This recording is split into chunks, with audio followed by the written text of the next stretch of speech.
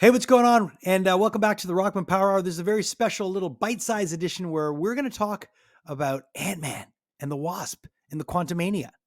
I think that's what Yeah. it's called. This title is ridiculous, but No, it's not. but It's like Hulkamania, but yeah. Quantumania.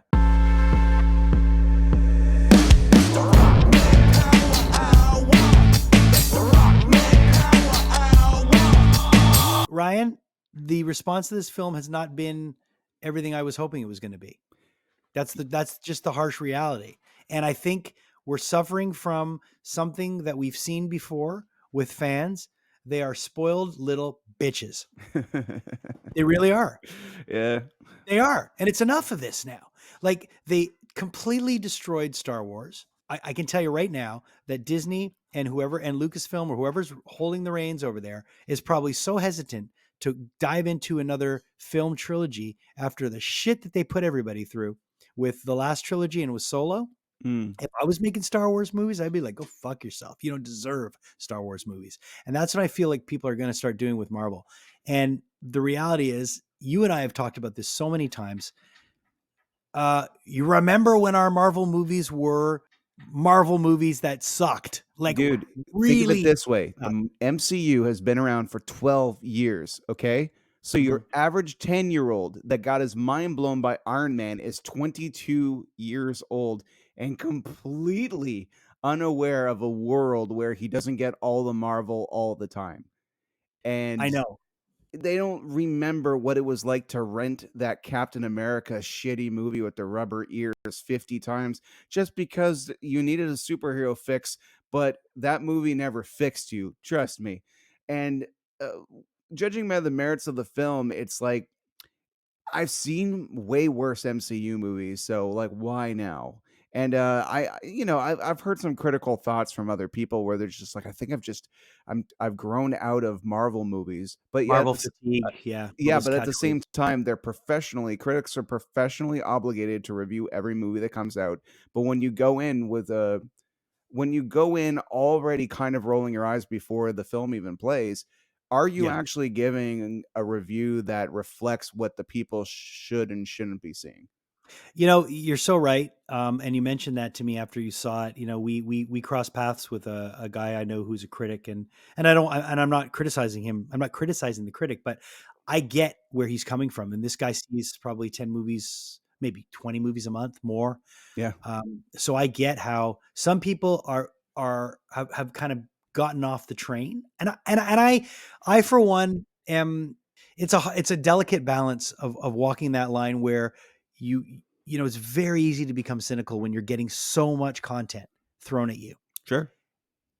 and again, it's very easy to fall into that I'm a spoiled little bitch category. And that's the part that gets me because if you were to watch this with and Ryan, there was a transition that happened to me or a switch happened in my head and we discussed it.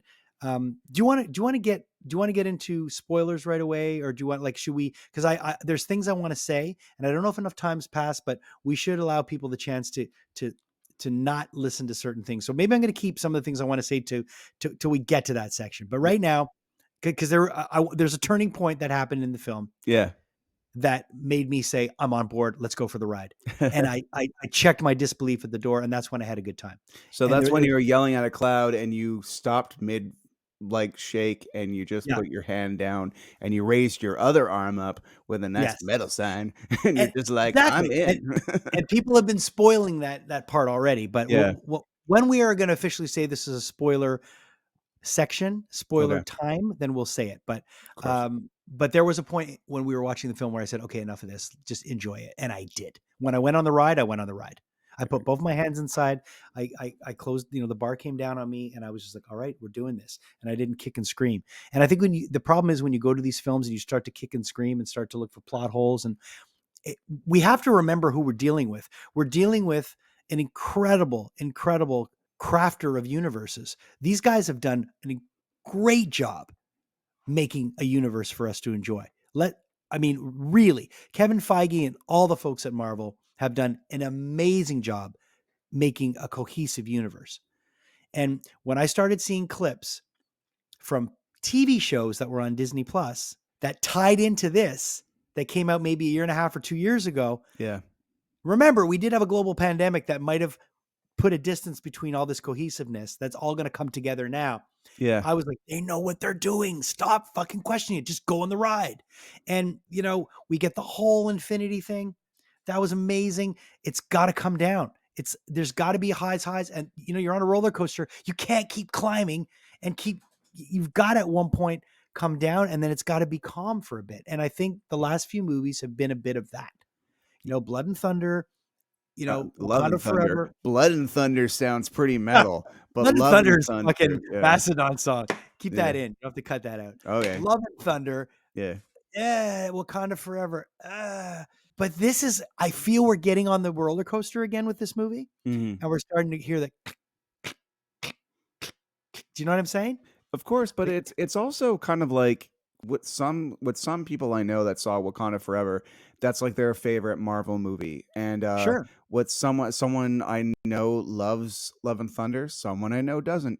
We Mm, also have to remember that we're not all supposed to like the exact same things. 100%. And it's kind of like being on tour. Like you can all agree that playing that big show, opening for that big band was awesome. But then throughout the week when you're playing these smaller gigs, you played a coffee shop one night and the rest of your band hated it, but you liked it because you got all these free comic books and Right. Yeah, little things about it, individual absolutely. individualized taste from the audience. You can really latch onto these things, but just know that, continuity wise, I've seen episodes of that 70s show where Donna had a little sister you never saw again. That doesn't happen in the MCU. Yeah. There and it must be difficult and it must be creatively limiting sometimes, but at the same time, that cohesiveness you're talking about, in the name of that cohesiveness, they really Yeah. got to put those limitations on exactly how big are you going to swing in this particular secular story. And this movie particularly, I think it's a theatrical movie. I think like if Yes. someone was watching this on their iPad and they're like, "Oh yeah, this sucks." It's like, yeah, because you like literally cut your enjoyment factor in half. You minimized it literally, no pun intended, because it's AntMan. But you could have liked it. Like you and I saw it on the big IMAX screen with the biggest, brightest screen in town. And let me tell you, it was the biggest, brightest movie I've seen in a while, and it was supposed to be. It's meant to be enjoyed on a big screen, and these movies are all meant to be enjoyed on a big screen. So that alone is, if you miss a theatrical run of a Marvel movie, you're robbing yourself of something. But it happens. It's happened to me. I haven't seen every Marvel movie in a cinema. Mhm. I've seen maybe 4 or 5 of them, Well, you not do have in a like cinema. 9 jobs, so, it's No, but really, usually I would always see stuff at Mm. premieres, or I always go this, it always, and as my son, as my kids got older, and as Nathan got older and Priya, and they would, lose interest a little bit. They wouldn't be so keen to going on opening day. They're getting older. So there's been a couple that I've missed. Yeah. But I enjoyed this. I thought the performances were bang on. I thought Michelle Pfeiffer was amazing. I thought Michael Douglas was great too. I thought Jonathan Majors was just so good as Kang. Yeah. And Absolutely. The and if next he's great movie villain. And and it usually Marvel villains, they're always the ones who are just like, "Oh, the heroes were great, but the yeah. villains sucked." In this case, the villain stole the show. Yeah, and listen, we had a great villain in that last arc with Thanos, and I think Kang's going to be the same kind of villain. And I think you're going to see shit's going to get real in the next few movies. It's going to get fucking crazy. And Kang has got this side to him. I mean, he's a wonderful actor. I've been following him for a while. He's got a shit ton of stuff coming now. I mean, he did that movie Devotion. He's got Creed 3 that's opening very, very soon. Oh, This yeah. yeah, this guy, Wow. yeah, Yeah. this guy's everywhere now. And what he was really, really good in was Lovecraft Country. That was such a good show. Didn't last very long, but it was good, and he played his character so well. So I was really, really happy to see him as Kang. We knew he was coming as Kang because of spoilers, because of not spoilers, but because of after credit scenes and all that kind of fun stuff. But he's great. He's really, really good, and I think we're in good hands moving forward. But I want to get into spoiler territory a bit so we can actually talk about the film. So what do we do? How do we do this? How do you want to do it? You want to make a big thing saying spoilers, or give Sure, why people? not? All right. So here's spoilers. We're telling you, we're going to talk about stuff openly. So if you have not seen Ant-Man, the Wasp, Quantumania, don't listen to this. I would say make sure you watch Ant-Man 2 if possible, Ant-Man and the Wasp. It's on Disney Mm, Plus for all you subscribers.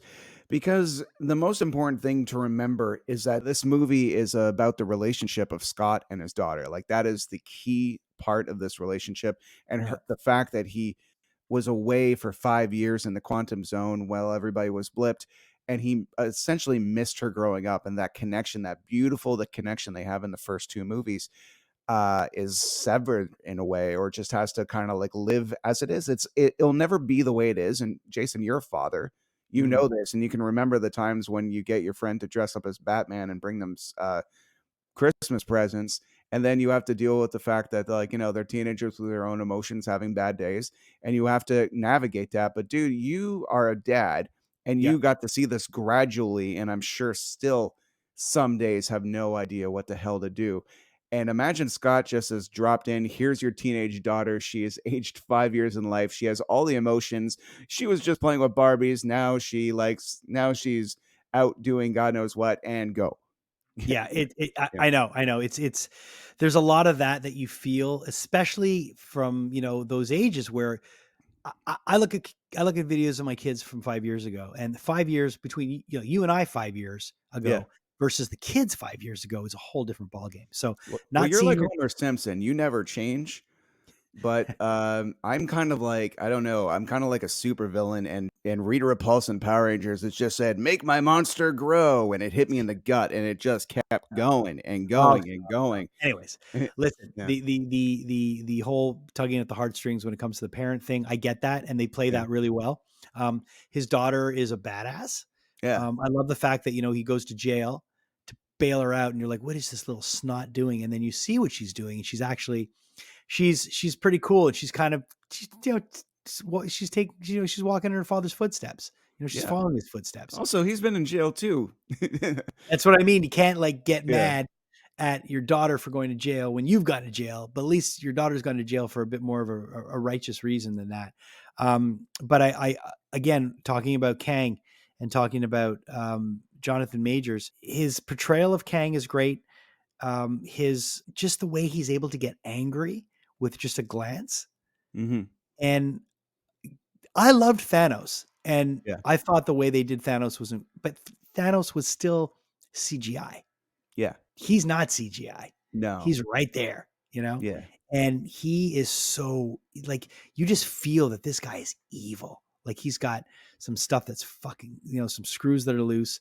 When you find out the whole backstory of Michelle Pfeiffer, mm. when she was in the Quantumania, um, Well, the quantum realm, yeah. Quantum Realm, sorry, when she was in the Quantum Realm, I hate that fucking title. When she was in the Quantum Realm, she was up to some shit, man. She was up in some well, Bill Murray was up in her. That's a spoiler. That's a Ah, spoiler. it's true. Well, the fact of the matter is, it's like, here he is, Bill Murray, like, she used to be in resistance with him because she accidentally, without knowing it, kind of Kang's about to die, and she kind of brings him back to life. Yeah, And, then sees exactly who he is. And it's just like, how many people have helped somebody, they're Hitlers? How many people have helped them without realizing, oh my God, this person's going to be a monster? Like, you yeah, think they have the best of intentions. This happens on all levels of all things. It doesn't have to go super H there, but yeah, it happens a lot, especially with positions of power. And it's interesting that she kind of like either leads or is in a resistance against him afterwards. And Bill Murray is this character that was in the resistance with her, and he makes not one but four indications, sexual innuendos that they used to bang. yeah. So So it's I just know, in I know, case you I know. missed it, here's Yeah, another two or three. yeah. I know, I know. It was yeah. I kind of felt for Michael Mhm. Douglas. He's kind of like, really, like, wow. But I mean, hey, when you're 30 stuck there, years is a long time. you Okay. got needs, man. You've got needs. But she is so good in the movie. She Yeah. steals the screen every time she's on it. She's absolutely stunning. I Hmm. mean, and I know you like older women for the way you I drool over do. my mom all the time. It's disgusting. She actually But reminded me of your mom, actually. I okay, could picture your mom in the quantum realm just beating the shit out of Kang and, so she's really, really she steals the show for me. And there's a lot of like scene stealing performances in this movie. So I don't get all this fucking hate no. around this movie. I don't get it. So Yeah. go see the goddamn movie because it's good. Um, and if you don't watch it on Disney Plus, buy it on Blu-ray, but don't listen to Rotten Tomatoes and all these idiots that are saying that this movie is bad, because it's not bad. It's really entertaining. Like, Every one of my favorite movies ever has been eviscerated on those websites. Like, yeah, my first 3 favorite movies were Monster Squad, UHF, and, shit. Oh, and Howard the Duck. And all right, 3 of them, if you ask a critical opinion on all 3 of them, I would have run away screaming. So why deprive me of my favorite films based on strangers' opinions who don't share the same sensibilities of what they enjoy and I enjoy? I mean, seriously, I think a critic is an entitled position in a little way. And if you can find somebody that has a similar voice to yours and you can be like, well, usually what they like, I like, that's cool. But when right, you don't even look at the critical name and this is a number and it's like this many critics say this, that's not your buddy on the schoolyard being like, hey, man, last week I showed you the Metallica. This week I'm showing you the Misfits. It's right. not like that. It's just like, No. oh, I heard someone whose dog whose cousin said I don't like this movie, therefore you shouldn't. It's kind of bullshit. Oh, and by the way, Modoc, when I talked about the turning point for me in the movie was Modoc. They did Modoc. You know, it wasn't the Patton Oswalt animated or stop animation, claymation, whatever shit, which was still good. I really enjoyed that. Another thing that got fucking eviscerated by people saying they hated it. But Modoc, real life Modoc, chef's kiss. So good. Definitely worth the price of admission. The fact that they went for it and did a real life Modoc, and the butt scene when he gets out of that bath, incredible too. So yeah, definitely go check it out. Quickly, just to say about that is, I think it's really cool that they bring it back to Ant-Man 1 and they like, they have a hero, a redemption story in a way. Yeah. It's not just Yeah. kind of like, here's a CGI thing that will look cool, but the novelty of it will wear off in about 5 minutes because you still get that. You still Yeah. get that mysterious killer, like what MODOK is to most comic book fans. But then you have that hilarity. But let's all remember, people, every Ant-Man movie has been funny from the get-go, and Right. they will take a humorous note as opposed to a serious one. It's just kind of like it's goes with Ant-Man 1 and 2. So it's let's not be afraid to laugh, and if you're not laughing enough because this one's darker in tone, that's true. A critical thought I will say about it, and it's just something that other people have said, and I'm sure that there probably would have been a longer cut of this.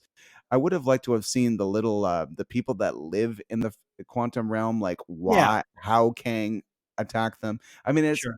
could be assumed that I'm Kang and I'm scary and I took it over. I'm wondering why they took the mysterious route and you didn't get to know them a little bit more, but Well, with Marvel, nothing is left. Nothing is left to chance with Marvel.